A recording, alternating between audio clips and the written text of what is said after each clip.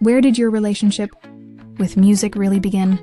And how did it shape who you are today? Our relationship started pretty much from day one. I want to say, we grew up, my sister and I, with, old school music, the golden age and 70s, 80s, even the 60s. We grew up with that kind of music from Whitney Houston, LaBelle, Anita Baker, Toni Braxton, Luther Vandross, Earl Levert, Isley Brothers, Michael Jackson, the Prince, of course, Barry White, it was just a whole bunch of it, and the Stone Family, George Clinton, The Temptations, Lionel Richie, all of them. So it's been part of me from the very, very beginning. Then obviously once you get older, you kind of get into different lanes of music, and that's when hip hop and R&B, from the 90s to 2000s kind of came in, and I started listening to, Bone Thugs and Harmony, Tupac, Outkast, Ghetto Boys, Master P,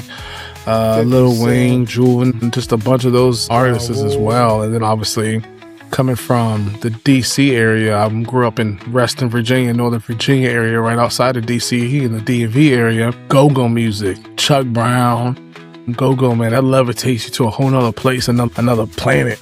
Almost. The music is just dope, and that's the music that I grew up off of. And then obviously Wale and Eclipse, they were huge, for us growing up in middle school and high school, because man, we was listening to them. He was like, man, we felt like they home, where we at, And then obviously Missy Elliott and Timberland and all their music as well, and Timberland and Magoo and everything. So it's huge, New Jack Swing, all of that. So that's the music I kind of grew up on. Obviously R&B from Boyz II Men to Brandy and Monica. So it's just the kind of music I grew up on, and it's just it really shaped who I am as a person, and just everything that I'm involved in, because I can't think of a day I never really did it without music, to be honest with you. And then I started creating my own music as a rapper and an MC, and I just started doing my own music and creating my own sound and stuff like that, and writing lyrics and poetry. And I kind of started doing that in middle school and high school and what have you, and just kind of did all that, and even performed for a talent show where we mixed hip hop with reggaeton. Me and my friend who was from Bolivia, and we did that for our talent show in high school, and we killed it. I mean, we had a full entertainment. We had our Latino dancers, everything. It looked like a music video on the stage. It was so dope. And I think that's what really kind of got me into the whole entertainment thing. And that's where I kind of felt like, okay, let's go.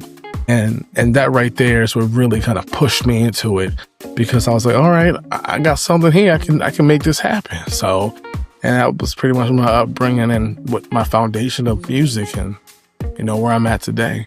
There was a long stretch where music took a back seat.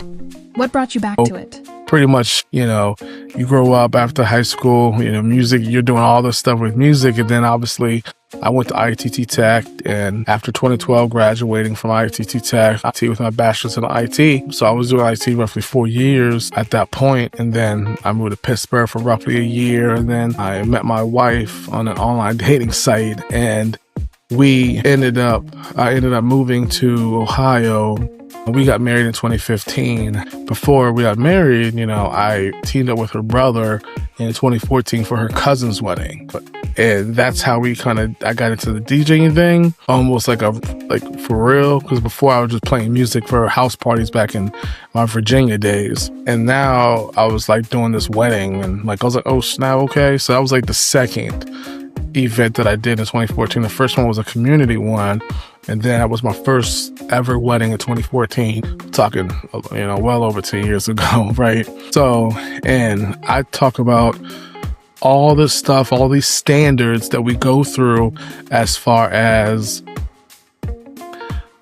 what we need to do to elevate the wedding experience for couples. I feel like we did a decent job, but I feel like, man, it's a lot of growing pains, a lot of things I feel like it was rough. It was a lot of things I would not do today, did then, and things that I talk about, how we need to make sure we perfect the experience for everyone is definitely different nowadays. So, but that's kind of how I got back into it after that stretch. Like I said, life happens, then you get married, That was like a short stint anyways between me and her brother working together as a DJ duo. And then after that, I was like a Hobby Lobby DJ, holding the wall bars and restaurants. And then after that, I did some, birthday parties, community events. I did still do some weddings, but I just wasn't into it as much. From 2015 and 2016, it was just me kind of dabbling still. So that's kind of how that was.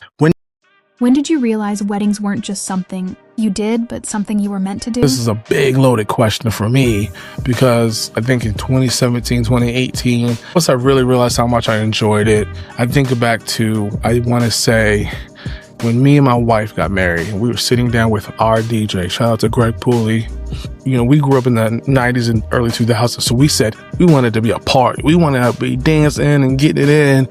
We want to have a good time, and we did. We had a Soul Train line. We was pop blogging and everything. We was dance battling. Everybody was getting in.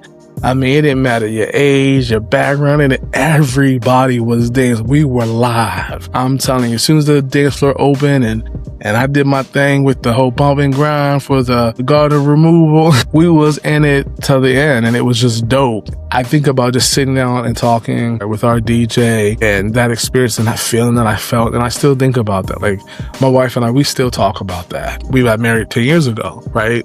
And I think to myself, that's it. That's the experience. That's that feeling that I want couples to leave with when the wedding's all said and done and whatnot, and part of that journey and part of that chapter. And I always say that that's what really kind of made me feel like I want weddings to be my thing. And I feel like that's my superpower, because I care a lot about wanting to make sure you have the best experience possible for your wedding and providing that elevated experience. And that's what I do. I really architect that experience for clients and my couples. And that's what I'm big on. What did the last few years teach you about running a real business, not just being a DJ? Well, when COVID hit in 2020, it stopped everything for everyone. For roughly a year and a half, it was one of the toughest times. I even lost some good family and friends during that time. Once, after COVID hit, 2021 was when I decided to make it a real business. And that's when I got the LLC for DJ Rayford, the insurance, taxes, the whole nine, to legitimize it, because I wanted to make it serious. Because when you care about something, you want to invest, you want to put your all into it because you care about it. And that's one of the biggest things I wanted to do. And that's what I wanted to bring was, for couples. So it's not like you're just getting a DJ that does this on the side. You shouldn't invest one of the most important days of your lives and one of the biggest top 3, top 5 biggest financial investments that you're going to make into, for your wedding, to a DJ that kind of just does it part-time or every once in a while, or who might not take it as serious as someone who truly does invest, because you don't want to waste your time. So I want it to be perceived as such. I wanted you to, when you come to me, you're like, oh, he has everything together. Everything is ordered.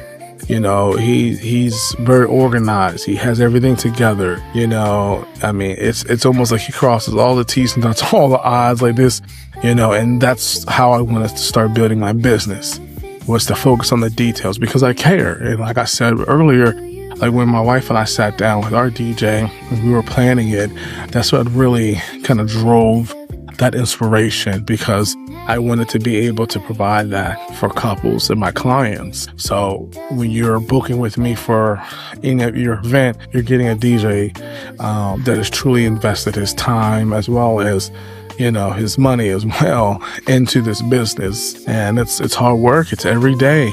I'm putting over 110% into this. And that's kind of what drove wanting to kind of really make it a business and understand that it's more than just being a DJ, but someone that's going to be part of your life, that's going to help elevate that experience for you.